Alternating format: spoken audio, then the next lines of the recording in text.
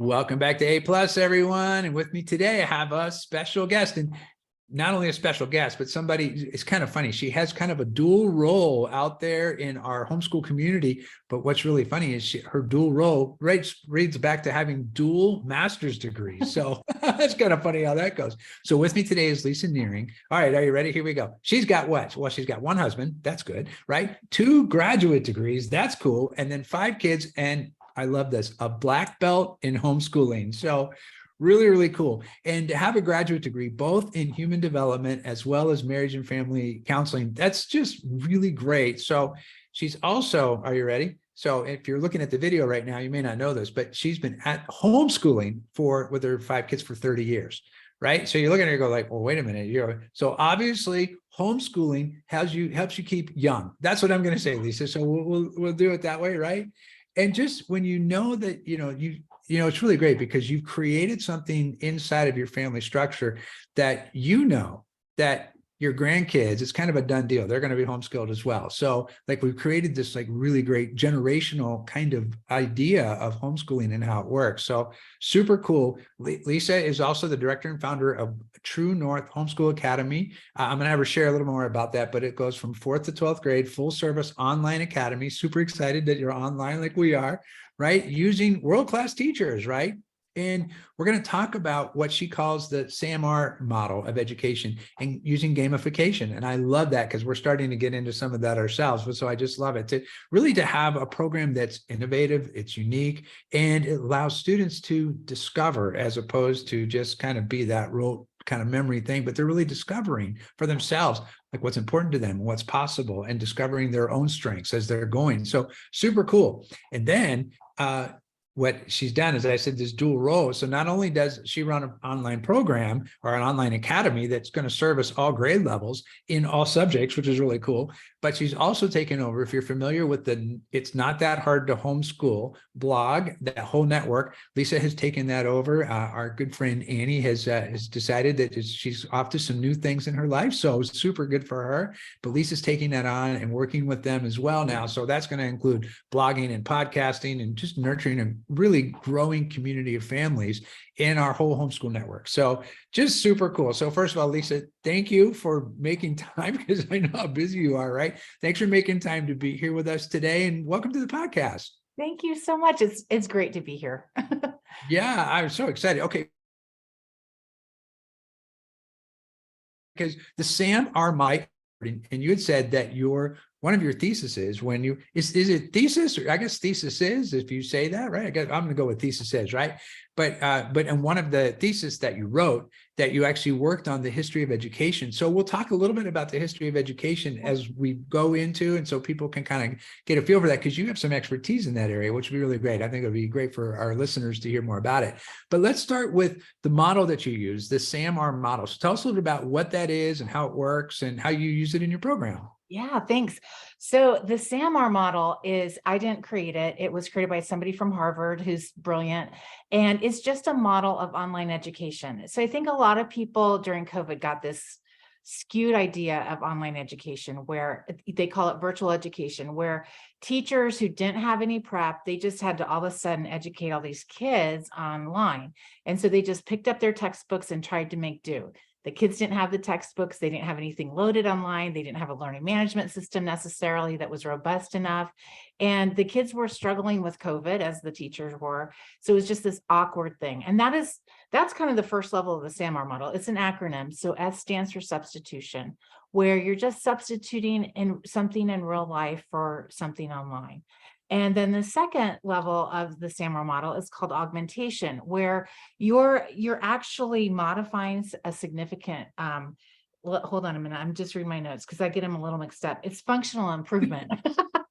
Gotcha. Okay. And so you're just taking something, so you're doing something online. And so maybe you're sending an email out to everybody. That's an improvement over handwritten. Probably we would all agree with that because it gets there faster. And so you're modifying it a little bit. But the third level is modification, and that's a significant task redesign. So instead of like emailing everybody the paper with an attachment, you might create a Google Doc that everybody can look at. You can edit right there. They can see the edits in real time. They can actually edit with you. That's modification. That's using tech to modify and to increase our abilities together. And then the third or the fourth level is reimagining education. And that is where not only are you necessarily like editing together on a Google Doc, but maybe you're making an ebook together. And just reimagining education is something we're doing right now. You're in Spain, I'm in South Dakota, and we're talking together for this podcast. And that's something that couldn't happen without tech.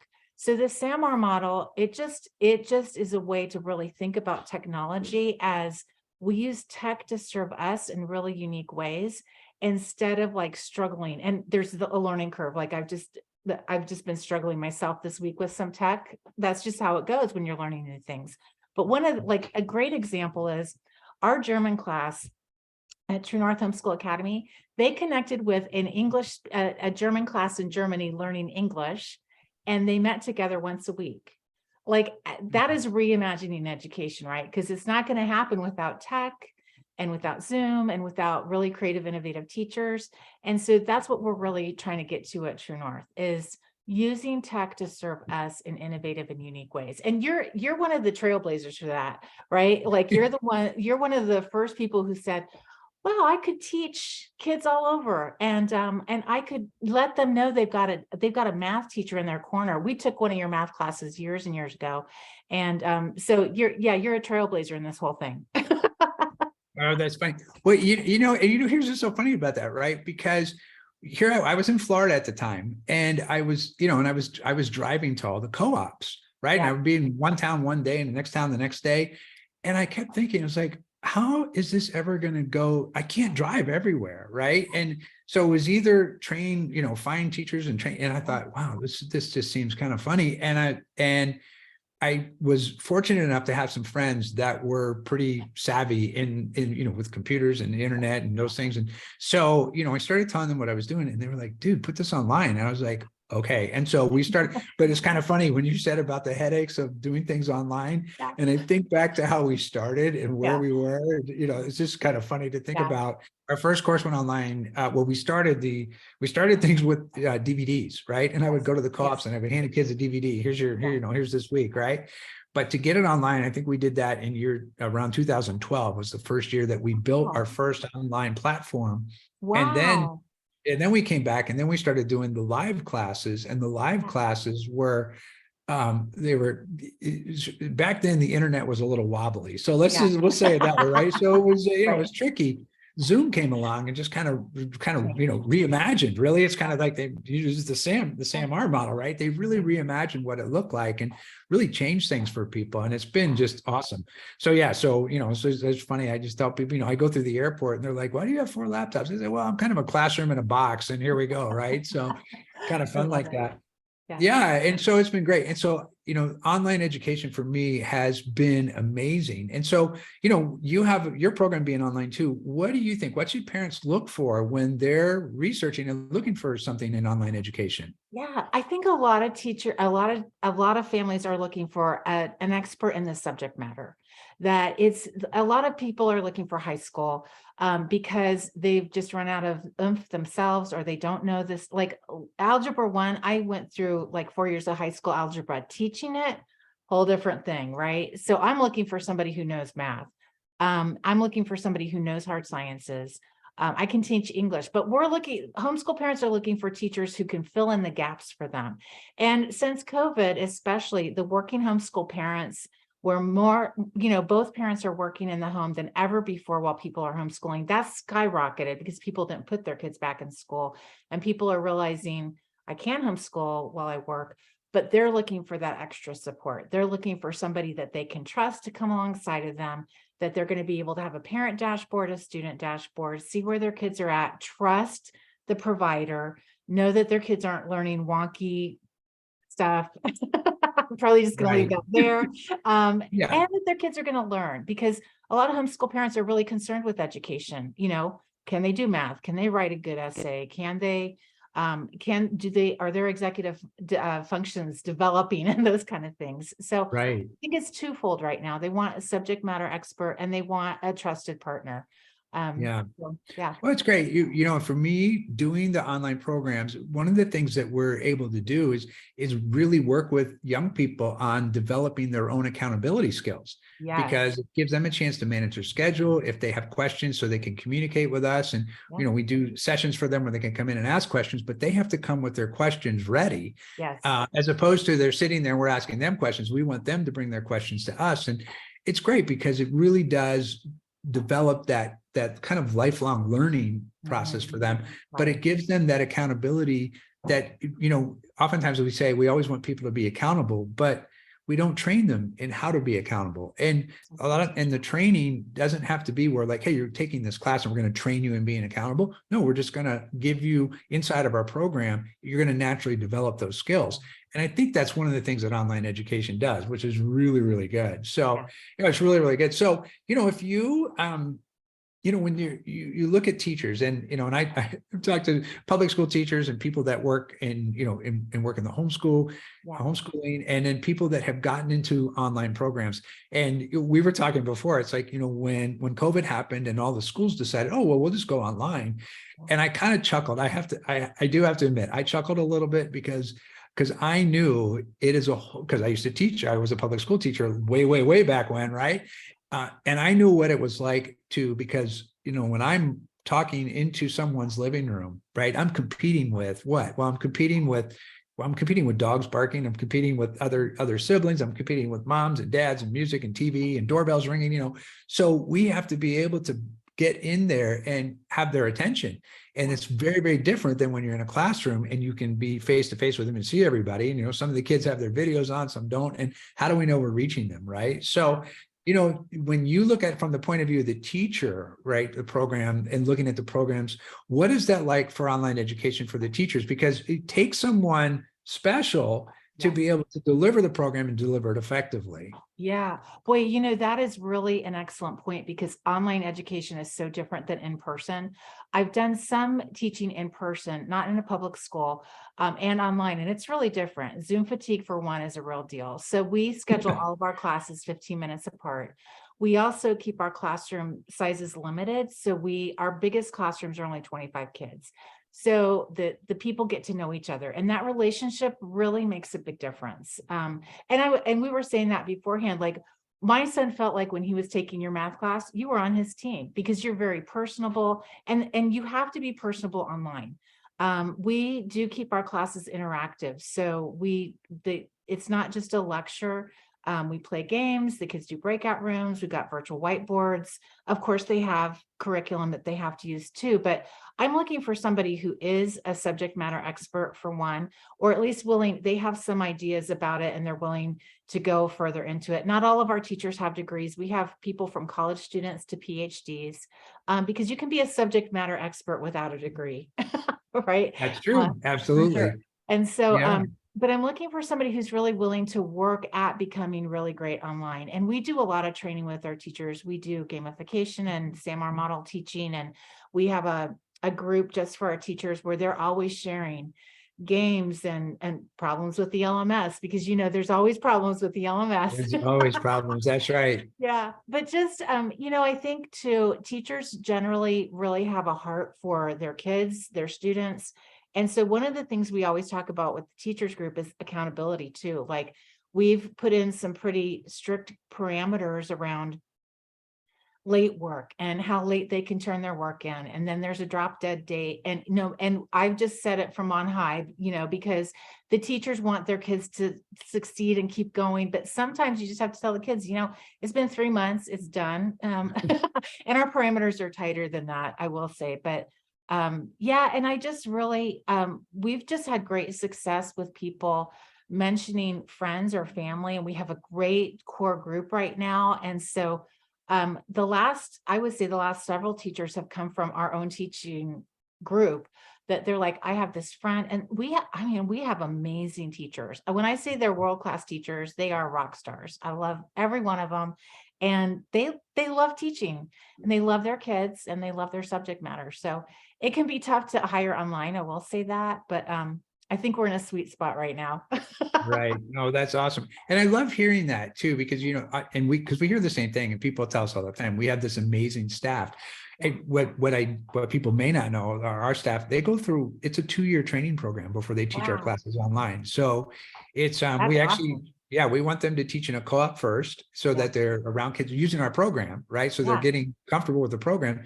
yeah, Then our help sessions, we have them do a year of our help sessions so that they get used to the kinds of questions that kids have. And so they yeah. know when they're teaching the live class that they're already ready and anticipating, well, these are the questions that kids typically have. How do we make sure that we're covering this, during the live class too? And by the time they do that 2-year, there's two things, right? One is that when the 2 years is done, they're super trained. They're very well Yeah. trained.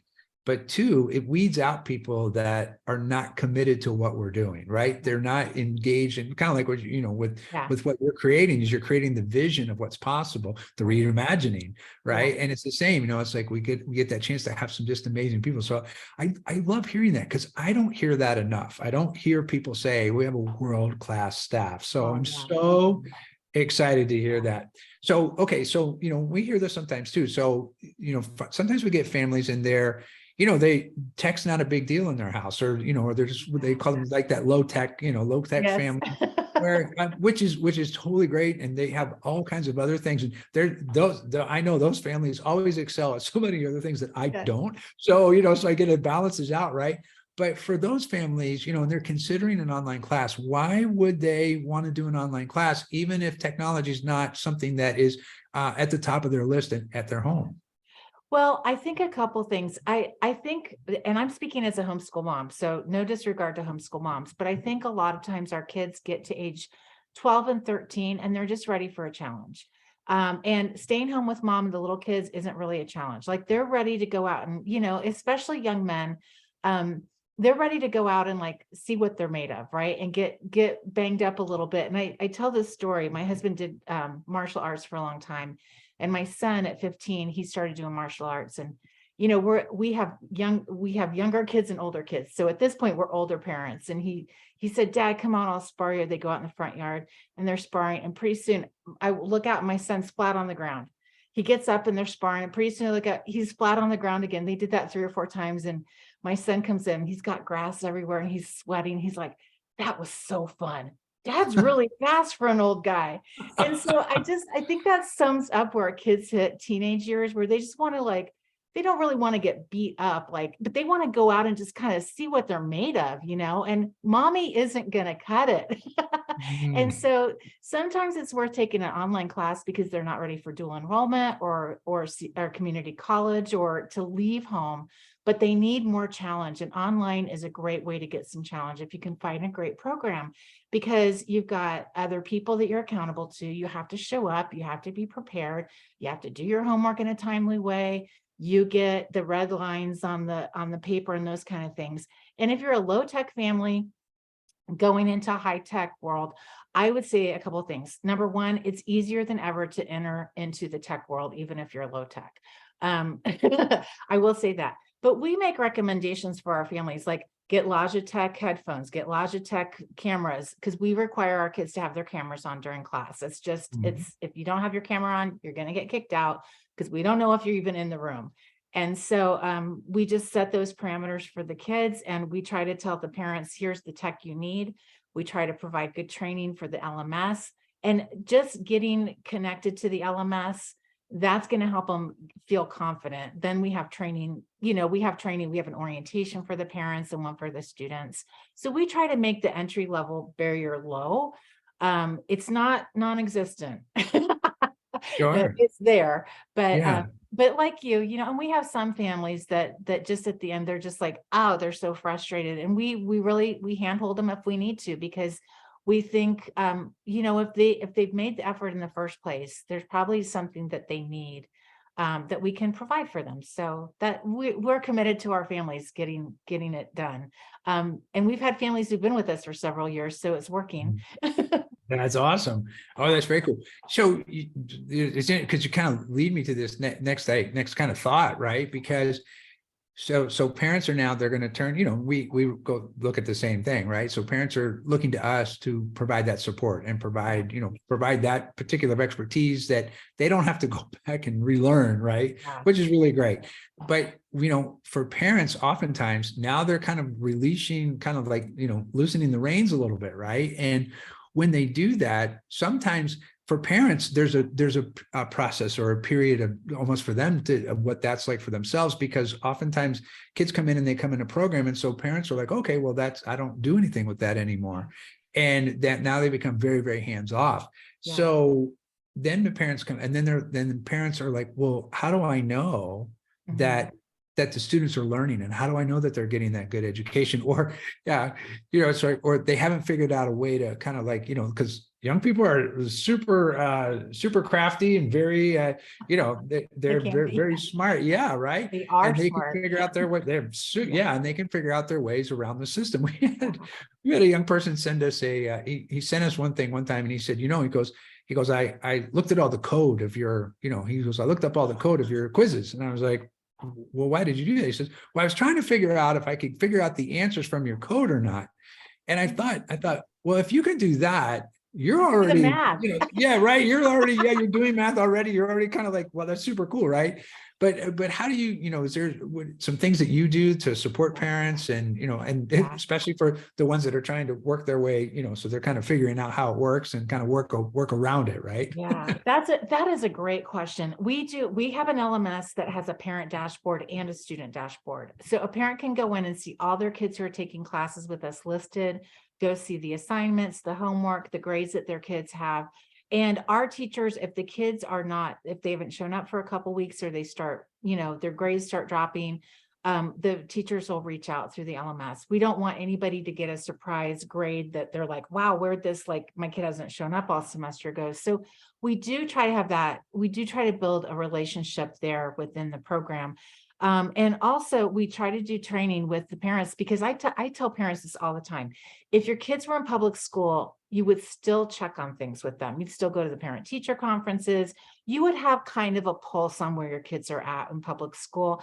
And I think there's this false sense of, if you've outsourced, you're out of it. And that's it. Our kids are still kids. Like, they still do the kid things. They still try to get out of the homework, or they're really clever and they're like, I'm going to beat the system, when they could have just done the thing. I mean, still children. And so, and they're young adults. We want to give more hands off, but I try to tell our parents in orientation, you're still their educational mentor. We are a help. We're coming alongside of you, but you are still the person that is in charge of their education. And the parents who are really involved in their kids' education, not doing it all, but take on that mentorship role. Their kids usually, they have a good idea of where they're going after high school. They have a good plan to get there. And we try to encourage that with free trainings on our podcast and on the Facebook groups and stuff like that too, because I just feel like it's a tough time to be a parent. It's a tough time to be a kid too, because we're in this fourth industrial revolution, and we're in a time of disruption, and COVID really highlighted that, and it hasn't changed. Everybody was online, then everybody went back, and now everybody's trying to figure out where they fit in the world, and jobs changed and they're still changing. And so when you have transitions, you have unrest. And I think a lot of families who decided to homeschool during COVID, they still haven't sorted it all out. And so we just try to offer that support, and I know you guys do too, because everybody's just trying to forge a path forward in this time of upheaval, and we're still kind of in it, not as bad as a couple years ago. Well, it was great, because when we were first getting ready to start recording, and we were talking about some of the history of education, right? And when you look at, and I'll have you share a little more about this, because as you were, just sharing about what education was designed to do when we first came around and creating public education. There was education that's always been going on, but public education to make it available to everyone, right? The intention of it.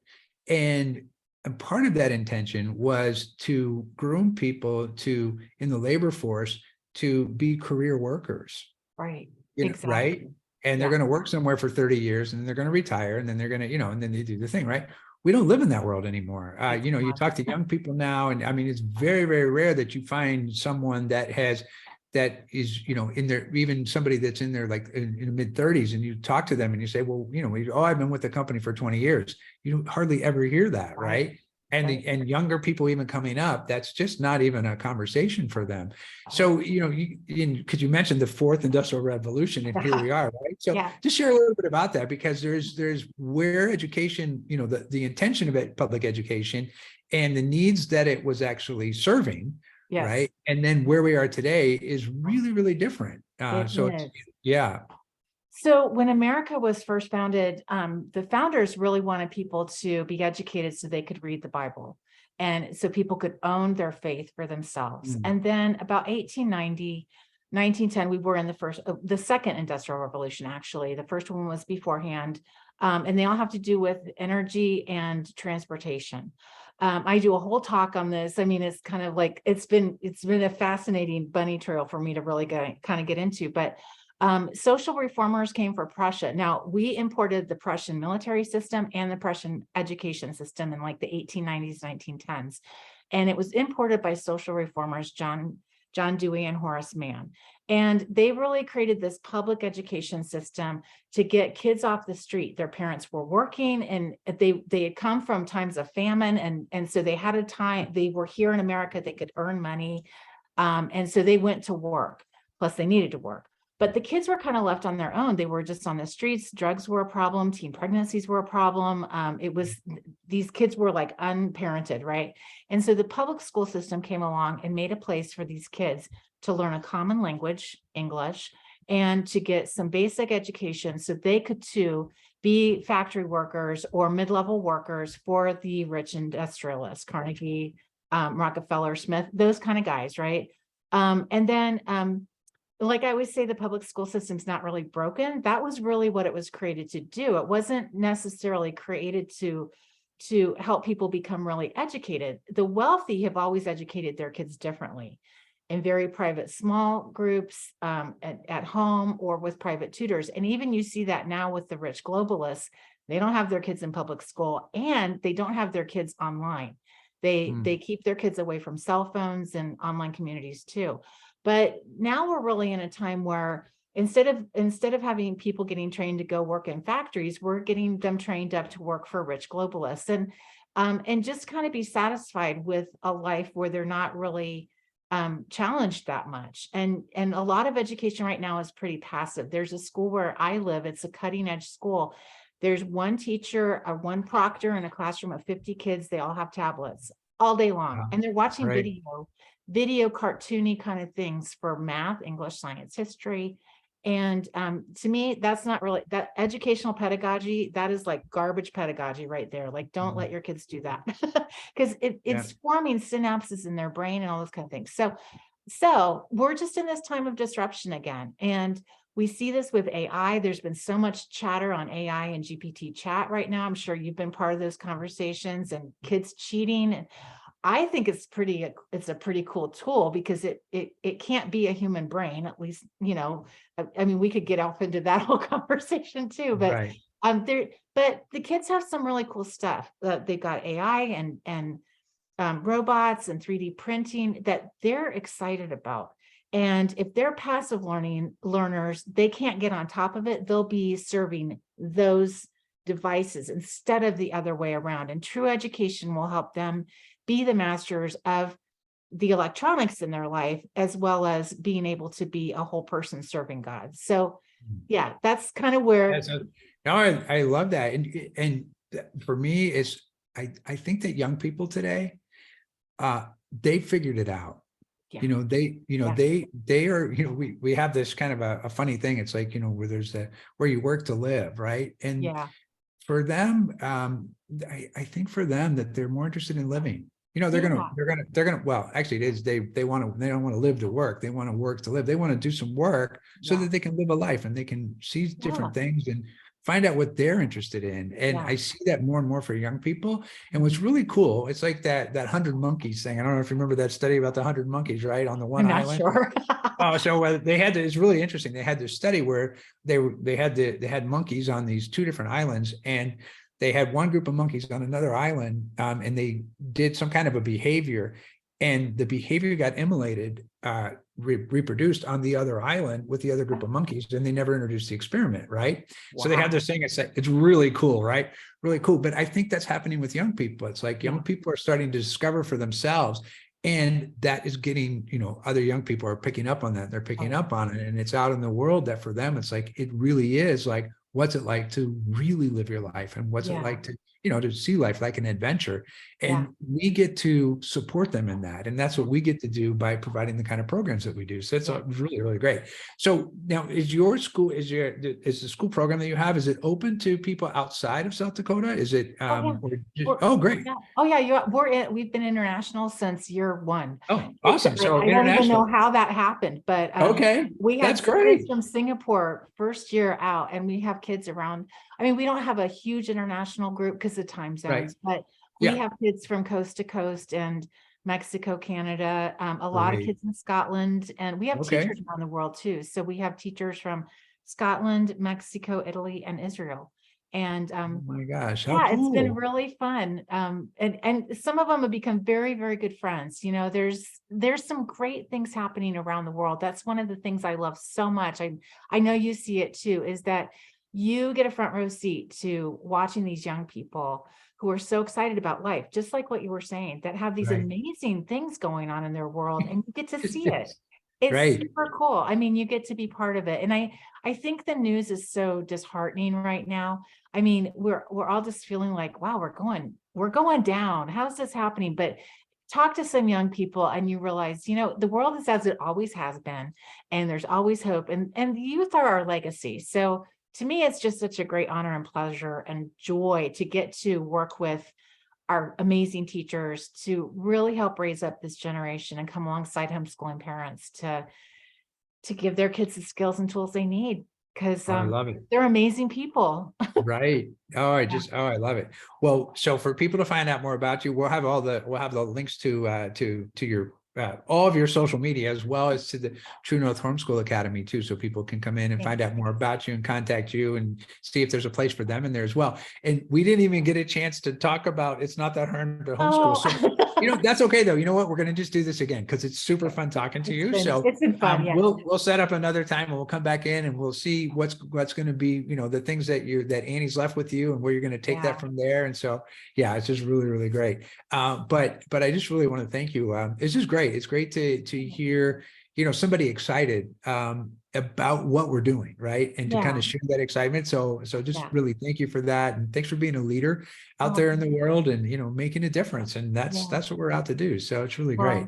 Thank you. I felt like I was meeting one of those homeschool people we looked up to so many years. I think my son might have taken one of your very first online classes, and we were the non-techie family going, how do we get hooked up here? It's so funny how life takes you on these adventures and paths, but it's just an honor to meet you. And I appreciate all you've done for the homeschooling community and education in general, because you are reimagining education. And so you really have been a trailblazer. It's been delightful to talk to you.